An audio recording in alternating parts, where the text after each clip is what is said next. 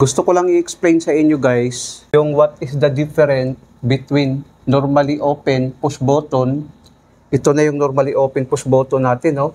NO, to normally open proximity sensor. Ito yung sensor natin na normally open din. Ito ay tinatawag din siya na photoelectric sensor. Ito siya guys. Lahat ng object ng sensor na ito guys ay masisense niya. Ito na yung sensor natin, no? So ngayon, ating pag-aralan ngayon ang diagram kung anong pagkakaiba nila.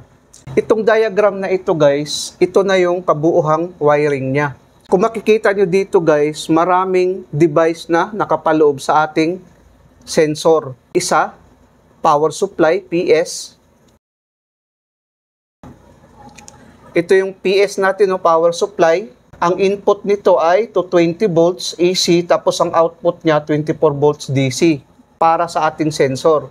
6 hanggang 36 volts. Itong sensor natin na DC. Tapos mayroon tayong relay din, no? Kung makikita natin isa, ito na siya. Dalawa, itong relay natin na 24 volts din.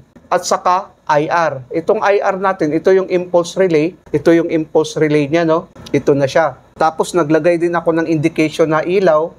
Pag gumana ang main contactor, mamamatay ito.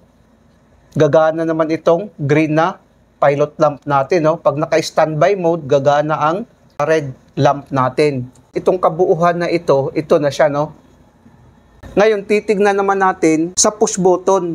Kung sa push button, guys, para mapagana natin itong magnetic contactor natin, dalawa lang na device na ating ginamit. Itong start push button at saka itong impulse relay. Kasi itong ilaw kasi, indication lang naman ito. Kung gumana ang magnetic contactor natin, gagana ang green. Pag naka-standby mode, gagana ang red. Ito siya, no? Tapos mayroon din tayong overload, no? Overload din dito. Overload nito, overload nito. Overload din ito.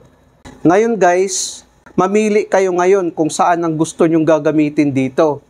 Ito bang sensor o itong push button natin? Bawat design nito guys, mayroon talaga itong paggamitan. Katulad sa amin, with processing, instead na push button ang aming gagamitin, ang ginagamit namin ay sensor to avoid contamination. Kasi ito nahahawakan mo, samantalang ito hindi. So, ito siya guys, fit to sa food processing. Ito naman, fit naman to sa hindi pagkain, pwede gagamitin ito. Ngayon, mamili kayo dito kung saan ang match na inyong gagamitin. Ngayon, pag-aralan natin yung diagram, no? Pag-i-on natin tong circuit breaker natin, pag-i-on natin yan, pag makasense itong sensor natin guys, gagana ang relay. Pag gana ng relay, i-close to ng relay, no? Gaganon ito. Ang kuryente ngayon, dadaloy dito kasi to 20 volts ito itong impulse relay natin. Pag gana ng impulse relay natin guys, i-close to ng impulse relay natin, no? Ngayon, pag hindi na makasense itong sensor natin, mamamatay itong relay, mag-open ito. Dahil yung impulse relay natin nakalagay sa automatic mode, sa auto mode, still pa rin magko-close ito guys. Ngayon, ang kuryente dadaloy dito, no? Gumana ang magnetic contactor natin. Tapos ngayon, mag-open naman ito guys, no? Mamamatay ang red pilot lamp natin. Tapos ito naman magko-close, gagana ang green. Bali, ang gumana ngayon, ang M, ang magnetic contactor, at saka yung green pilot lamp. Ngayon guys, pag makasense naman ito ng object ulit, magko-close naman ito dahil gagana ang relay. Magti-trip naman ito guys dahil itong impulse relay natin nakalagay sa auto mode. Pag trip nito guys, so ang kuryente hanggang dito na lang, no? Mamamatay ito ngayong magnetic contactor natin. Ito siya. Pagpatay nito guys, magko-close ito. Ito naman mag-open.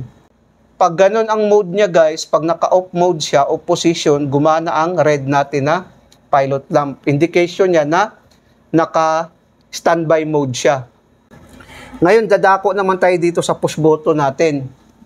Ang push button natin guys, paglagyan natin to ng power supply, ang push button natin guys, paglagyan natin to ng power supply, ang line 1 at saka line 2, pag i-press natin to guys, magko-close ito, no?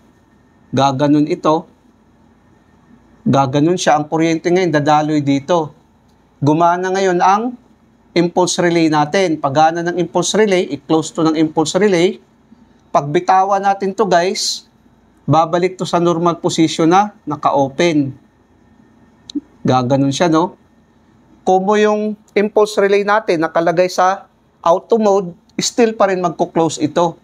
Still pa rin gumana ang magnetic contactor natin. Tapos magko-close naman ito, mag-open naman ito, no? Kung makikita natin. Ganon. Ngayon, pag i-press naman natin to ulit, gaganon ito, magko-close ito. Ito naman, magti-trip naman itong IR kasi naka-auto mode yung IR natin. Pag trip nito guys, ang kuryente hanggang dito na lang, no? Mamamatay ngayon itong magnetic contactor natin.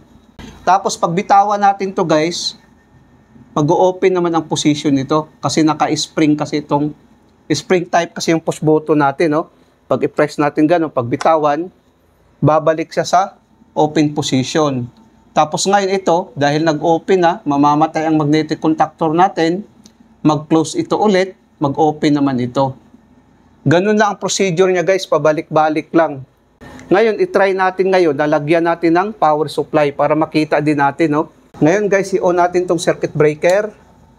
Ngayon, naka-on na yung circuit breaker natin guys. Itong sensor natin guys, masisense niya hanggang 50 cm. Hanggang dito, masisense niya, no? Sisense niya yung kamay mo. Ngayon, gumana ngayon ang magnetic contactor natin dahil mayroon siyang maintaining contact kung makikita natin. Itong sensor natin guys, nakakasense to kahit ano kung makikita natin, no? Ayan, pintel pen, nasisense niya. Pag gano'n naman, gagana. Pag gano'n naman, mag-o-off. Ito naman kutsara, masisense din niya, no? Kung makikita natin. Yan. Screw natin, electrical, rubber. Masisense din niya, guys, no? Try natin ang baso. Masisense din niya, no? Kung makikita natin, no? Masisense niya. Pag i-press naman natin to, gagana din ang magnetic contactor natin, no? Kung makikita natin, no? Ayan, no? Gumana siya. Pag ganun, mag-o-off. Pagka nung gumana siya, ito naman gagana din, no? Kung makikita natin. Yun ang pagkakaiba sa kanilang dalawa. Pero ang ginamit natin dito, start button lang. Wala tayong ginamit na stop button. Bali itong start button, off and on na rin siya. Katulad din itong sensor natin, off and on na rin sa contactor natin. Kung makikita natin guys, no, off siya. Pag ganun on, off naman siya. Dito naman ganun din. Off, on. Off, on. Dahil yung impulse relay natin nakalagay sa auto mode. Kung makikita natin, no, on siya, naka-on ang contactor. May maintaining contact kasi siya guys. Pag ganun, mamamatay. Ganun din dito. Mamamatay, mag-on, mamamatay. Sana guys, nakapagbigay ito ng konting kaalaman sa mga baguhan. Maraming salamat sa inyo guys. Hanggang sa muli.